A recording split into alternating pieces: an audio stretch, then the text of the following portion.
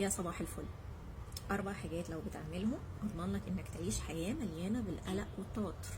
اول حاجة انك تبقى عايز تكون فاهم وعارف كل حاجة في ساعتها. تاني حاجة انك تبقى عايز تكون على ادراك بكل شيء وكل حاجة واضحة ليك من بدايتها. تالت حاجة انك تبقى بتزرع النهاردة وعايز زرعتك تكبر وترعرع وتظهر قصاد عينيك بكرة. رابع حاجة انك تبقى يدوبك لسه بتفهم شيء وبتتكشف لك معلومات عنه بالتدريج وتبقى عايز تكون على ادراك ووعي بكل جوانبه.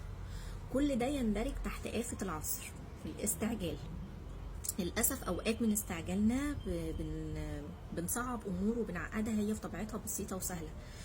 ومن كتر رغبتنا في الوضوح الكامل للأشياء في نفس ذات اللحظة بيخلينا ننط على سيناريوهات صعبة ومعقدة في خيالنا تستفز جوانا مشاعر القلق والتوتر بدون أي داعي.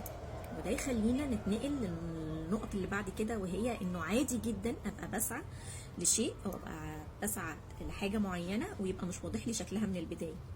انه ما استعجلش ظهور النتيجة، انه ما استعجلش وضوح الاشياء، انه ما استعجلش الحصول على الرزق كفلوس، انه عادي اكون برسل حاجة النهاردة واستقبلها بعد يوم، بعد شهر، بعد سنة، عادي جدا. المهم هيجي يوم واستقبلها.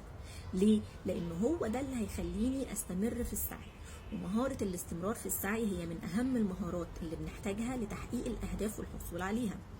انا مش مطلوب مني الا السعي، واي حاجة تانية بره دايرة تحكمي هتظهر لي وتوضح لي بناء على السعي ده.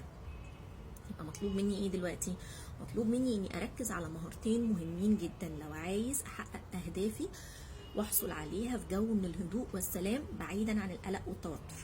اول مهارة وهي مهارة تقبل عدم وضوح الاشياء، والمهارة دي هي اللي هتخليني اعرف اكتسب المهارة التانية وهي مهارة الاستمرار في السعي.